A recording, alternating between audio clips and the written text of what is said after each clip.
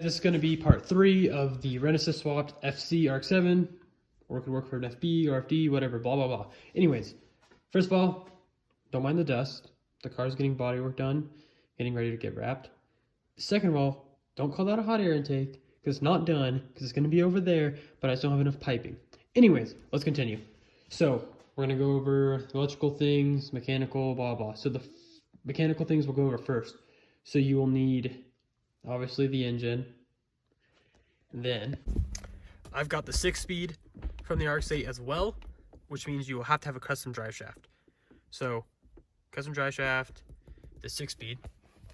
You need the dash because it will not run without the Rx8 dash. Mine fits pretty nicely in here. I'm gonna eventually cover those up, but for now, works pretty good, pretty nice. So as for fuel pump, I used a Rx8 fuel pump inside of the Rx7 hanger, if you want to call it. So everything else is Rx7. I just took out the pump and replaced it with an Rx8 pump. Then you have to figure out which wire from the fuses all the way in the Rx8 come back, give it power, and ground. Pretty self-explanatory, just figure out which wire it is, pretty easy. But I'm running the Rx8 fuel pump inside of the Rx7 hanger.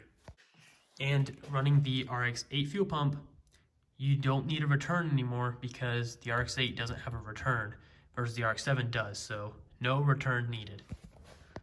And if you watched my number 1 and number 2 parts, you would have seen the custom engine mounts. There's that side, and the custom transmission mounts. So if you want to see that, go back to those videos. But next up, we got a Renesis with the stock harness that goes into a stock ECU. Then we have the body harness that comes around here, down into here. You need this sensor. That broke off. This sensor is the pressure sensor, atmospheric pressure sensor, something like that. This right here is the fuel pump resistor. Must have this fuel pump resistor. Hook up all your grounds. The rest can just stay unplugged. You need to figure out your fan wiring. So I have my one big fan from a Volkswagen minivan thing. Same thing as the Dodge Caravan. I stole the fan, built these little brackets. Works great. And as it goes for the fan wiring, this is the Rx8 fuse box. I had to jump this fan number 2 relay, and this is fan number 1. So the fan turns on at the lower temperature, which is how I have mine hooked up. Okay, anyways, moving on. Harness comes around here. This is all Rx8. Rx8 harness goes here. I mounted the fuse box here. Goes around over to here. Smooth this out of the way. Comes just like factory of the Rx8 and into there. Now, come into here. This is where things get interesting. Not really, because it's going to change. Cluster wires. I know. You need all this wiring harness from inside the car of the Rx8. You need to pull the dash out, basically, and get everything in there. If you're going to be doing it this way that I'm going to show. So, there's my OBD port. Got all this crap. You're just going to have to figure this out, because it's a pain. You got your ignition switch. I just wired mine in to take my factory keys. So find which wires here, find the wires here. Here's the connector actually, but they're spliced into the wires. So key on, starter, blah, blah, blah. So this is one way to do it. You take the whole entire body harness. You take the ECU from the same car.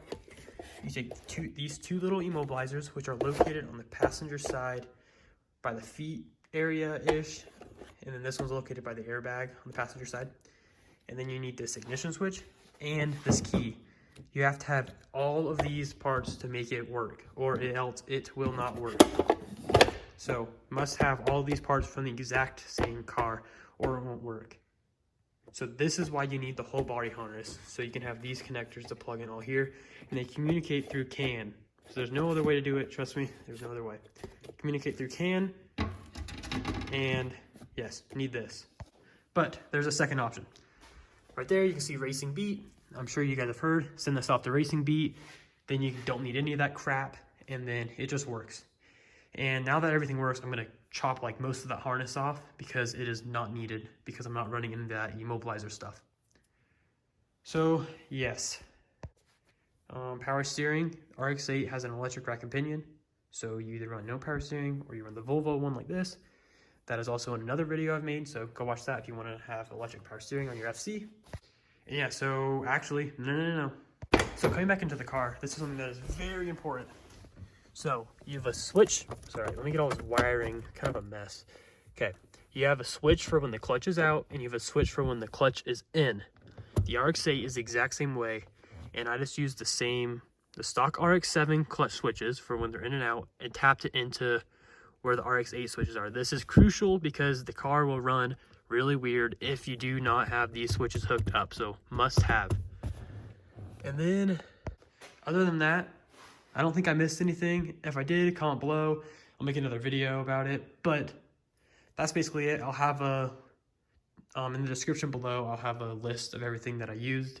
Hopefully I didn't forget anything, but yeah, thanks for watching. And as it goes for future plans of this car, got another Rx8 motor from a junkyard. This was like 150 bucks.